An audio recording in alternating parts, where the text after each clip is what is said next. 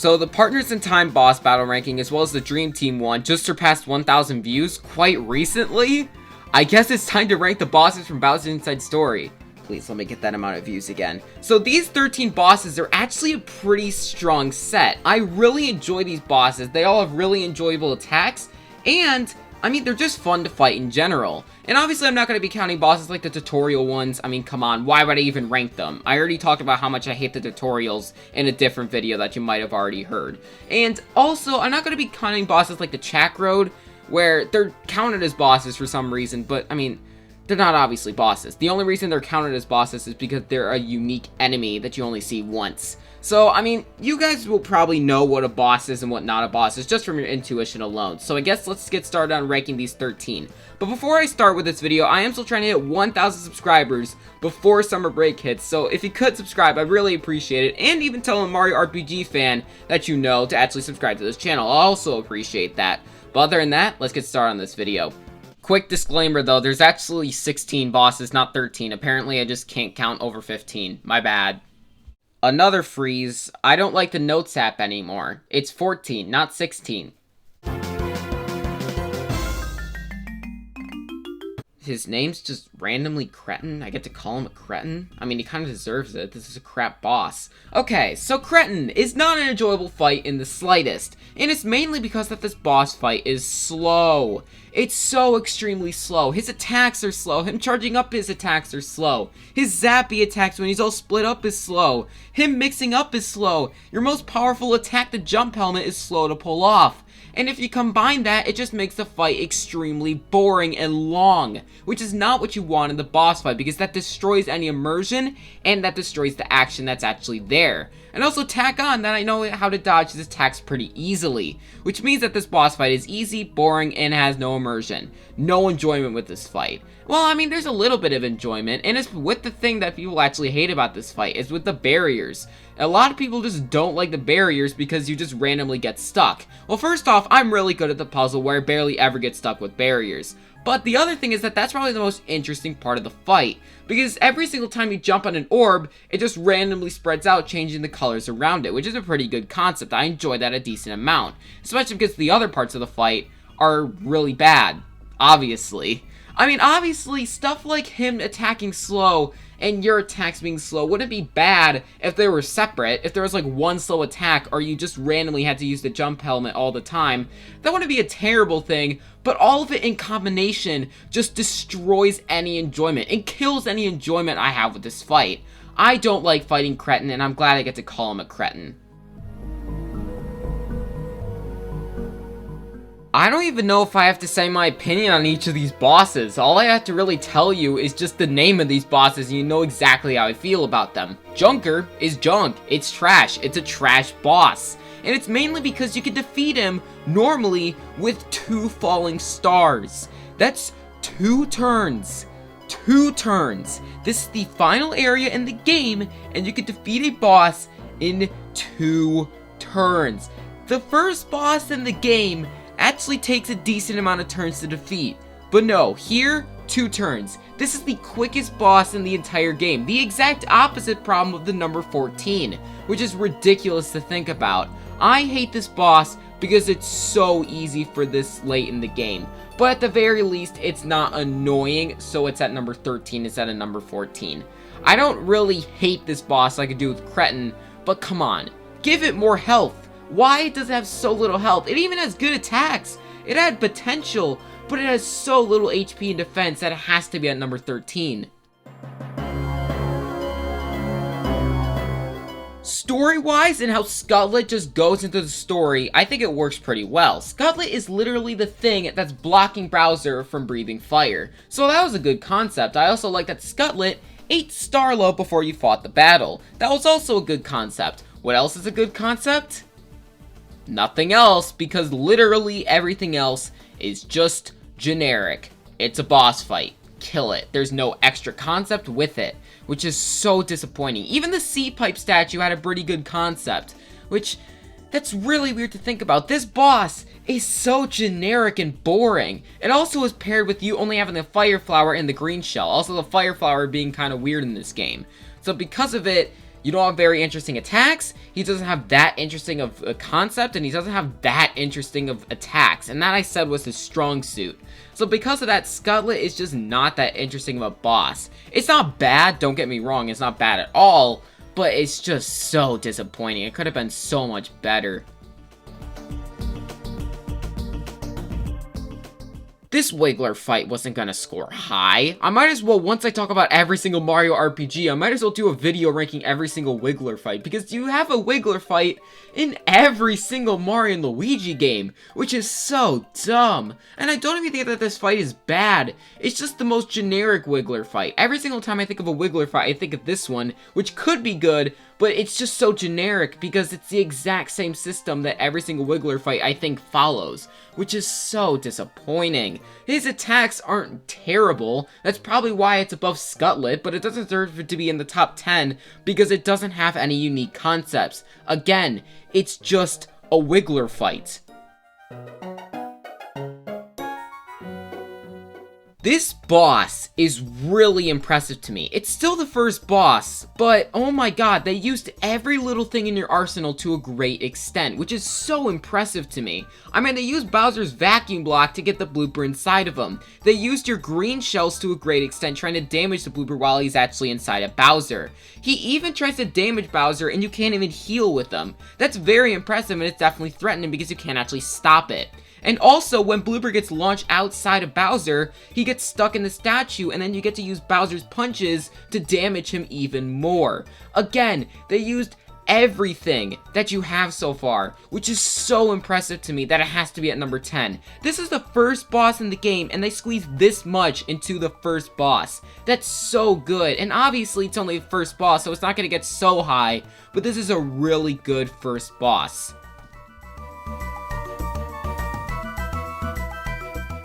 Dermite is a pretty enjoyable fight. I only have one problem with it, and that is that it's just really out of nowhere. People say that the Smorg fight from the Thousand Year Door is out of nowhere, but no, Dermite is actually out of nowhere. It just randomly happens. Bowser just randomly says that his belly hurts.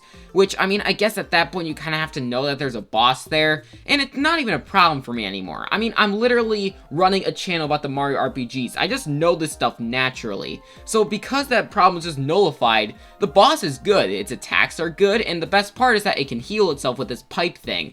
And you have to use either green shells or fire flowers to destroy it. It's pretty easy to destroy it, which makes sense because it is an early boss, but since it has that threat, it definitely makes the boss fight a little bit more enjoyable than the bosses below it. I think Dermite is a good fight in general, and I do think that the white blood cells coming to fight you is also a good idea. So because of this, I think that Dermite is a good fight. I enjoy it quite a bit.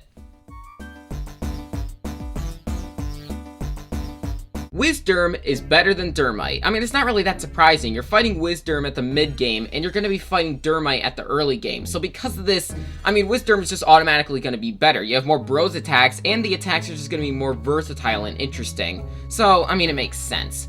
But it doesn't mean that this boss is perfect. I mean, I do think that the healing concept for Dermite could make it still better than Wisdom, but the reason why I still think that Wisdom is better is because Wisdom's concept is much more interesting. On the top right of your screen, there's a bar, and the bar goes up the more you damage the little bug, and once it goes all the way to the right, it transforms and it has way more defense. Which makes sense, because the little bug has so little defense, and if you attack the wand on Wisdom, that means it gets way easier to send it back to its little bug form. That's a very interesting concept for a boss, and I really enjoy it. And you don't even have to do it like that. You can just fight the big bug and just not even worry about it, and I think that also works. I really enjoy the attacks as well. I also enjoy the bros attacks that you have.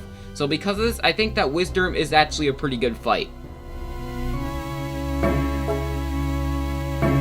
This Midbus fight is actually pretty enjoyable. We're not talking about Blizzard Midbus yet. That's way later on this list. This fight is just the one from Bowser's Castle, and I gotta say, it's pretty enjoyable. I really like the audience interaction the most from this fight. I think that's the biggest highlight I have with it. Every single time Midbus does a successful attack, the audience gives him food and coins, which is very creative, and every single time you do a successful attack, the audience throws you coins as well. Very unique, and I really enjoy that. Also, every single time Midbus gets food, you could just use your vacuum block to get the food yourself, which is pretty unique. I really enjoy that. And I guess it does make the boss pretty easy, because you're never going to run out of health.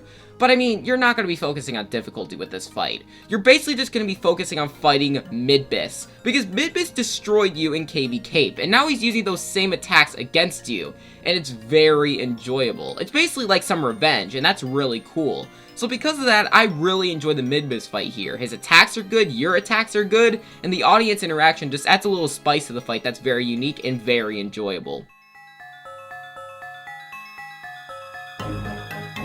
So, Dark Fawful isn't a bad boss. I don't think anyone's trying to disagree with that, but I will say that everyone kind of agrees with the fact that Dark Fawful is the worst boss out of the 4 bosses in the Peach's Castle boss gauntlet, including stuff like Blizzard Midbis, the Dark Star, and obviously Dark Bowser. Dark Fawful is just so unmemorable compared to those other fights, which is really disappointing because this isn't a bad boss, but I can absolutely see why. I mean, there's nothing really interesting concept-wise with this fight. All that you're really doing is just destroying the vacuum helmet before you attack Fawful, which is not that interesting. Obviously, his attacks are pretty good, which is probably the strong suit with this fight. The attacks are pretty strong and kind of hard to dodge, but that's all there is. Obviously, another reason that this boss is so high is because you have every single minion attack and every single bros attack, which will probably just default it pretty high, which is kind of disappointing.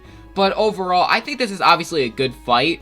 But since it's sandwiched in between 3 other pretty good fights, it had to be at number 6. It can't be any higher.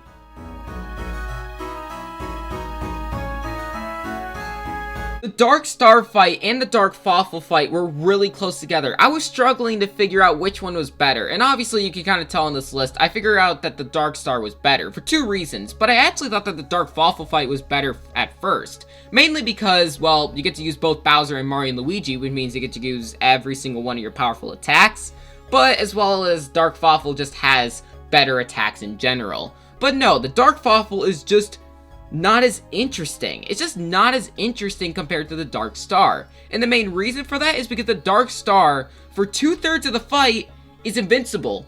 You have to fight an invincible boss fight, which is really difficult if you really just think about it. But I mean, execution isn't that hard. The way to make him not invincible is to destroy his minions, and then the Dark Star does this really certain attack that you have to knock into him, and then he's not invincible anymore. And then you just spam falling stars and magic windows. And since I'm just such a god at the Mario and Luigi games, I easily destroyed him in 1 cycle. And then at the end of the fight, he just tries to suck you into him and explode. And obviously, I'm also good at the Mario and Luigi games, so I mean, it wasn't that hard to dodge, but all you really have to do is button mash, so it's really not that difficult. So, yeah, it was definitely an enjoyable fight, and it had all these memorable moments, and that leads into my second reason. The Dark Star is just way more memorable compared to Dark Fawful.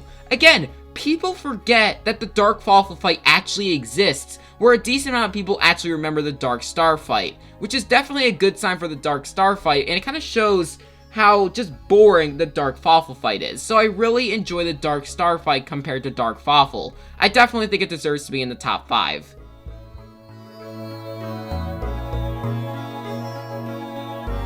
Bowser Memory M and L, I mean, I'm just gonna call them the Bowser Memory Bros because they actually sound like they should be called that. The Bowser Memory Bros kind of reminds me of the Elite Trio. I actually really enjoy the Elite Trio from Dream Team. So fighting this boss kind of reminded me of that boss, and it just gave me a decent amount of enjoyment just because of that factor alone.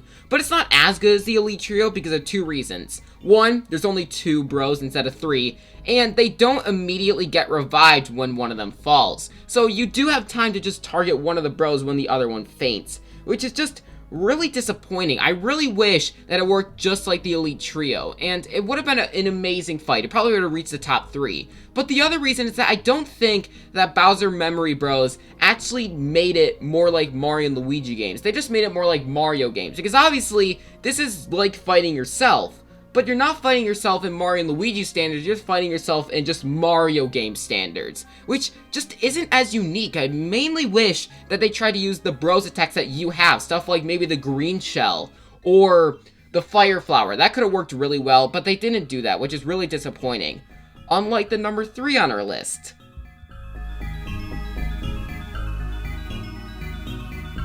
I love this fight, especially because you're literally playing as Bowser before this. It's really enjoyable. It's so I love this fight so much. I don't even know how to praise this fight. And this is only my number 3. And I'll talk about the only problem here because we might as well get it out of the way. It's too easy. It's way too easy for, I guess, this point in the game. And it could have been so much harder, and it probably would have been number 1. But no, the top 2 bosses in this game are actually kind of difficult. So because of that, Bowser is only going to be number 3. But I gotta say, every single one of his attacks are really enjoyable. He uses the abilities in battle against you. The stuff that he learned, like the Goomba Storm, the Shy Guy Squad, he uses that against you with really creative attacks. I enjoy it so much. It's so fun. The only problem is that he has way too little health. He has too little defense. And it might have been really creative if you take how much HP Bowser has and just multiply it by 4, how much HP you actually gave him. Maybe it would have made the fight easier, or maybe it would have made the fight more difficult. It would have been very interesting if that game actually did it that way, but they didn't, which is kind of disappointing. But at the end of the day, Bowser's attacks are so creative that I had to put it at number 3. You're literally fighting against the other playable character, which is just so unique and, again, so creative. I love this fight so much. Blizzard Midbis is actually a pretty difficult fight. You could get inflicted by stuff like the Sick debuff, which basically takes away your health, and you could get knocked over by his attacks pretty easily. And that's really dangerous because you can't use another bro, because there's only one Bowser, to actually use a refreshing herb. So you basically just have to wait for Bowser to get up, and that can literally be a death sentence. So because of that, the fight is actually not that easy. Also, the Snoffles, so you don't get rid of them right away, then they can heal Midbis, which is very annoying. Obviously, if you do the right attack, the ice attack, then it gets stuck, which is perfect. I enjoy that. At the very least, it's a way to stop the Snoffles. And I don't even dislike the Snoffles. I just think that adding something like that was a nice touch. I really enjoy Blizzard Midbis's attacks. I also enjoy how much health he has. Again, Blizzard Midbis is not an easy boss. It might be the most difficult boss in the game. It's either this boss or the boss that's at number 1. And, I mean, you guys know exactly what's at number 1. Even though Blizzard Midbis really does not have any problems, I actually really enjoy the fight here. The only reason it's not number 1 is because you guys know exactly what number 1 is. Now, most people have talked to death with this fight, so I'm not going to go too in depth with it because, I mean, again, you already know exactly what this boss is. If you've been around any Mario RPG YouTubers, then you kind of know that everyone kind of loves this fight, and obviously I'm also in the same boat. This fight is so enjoyable. It might actually be in my top 3 favorite Mario RPG fights of all time, which is ridiculous. Maybe even number 1. It might be my favorite fight of all time, which is ridiculous to think about, but at the very least, I love this fight. I love the attacks, I love the music, I love the difficulty. I want to talk about the difficulty first, because most bosses aren't really difficult from this game. There's only 2 bosses in this game that I think are actually pretty difficult, and that's Blizzard Midbis and Dark Bowser. Their attacks are really hard to dodge, and they do a decent amount of damage, which is what you need for a final boss, especially for Dark Bowser. The thing about Dark Bowser is that you can look at it, it's a final boss, say like, oh yeah, it's supposed to be difficult. Now, if I didn't play Dream Team, then yeah, I'd probably think the same thing. But Dream Team's bosses disappointed me in a way because they were just too easy, especially Dreamy Bowser. It was the final boss in the game, but I just destroyed him in like 4 turns.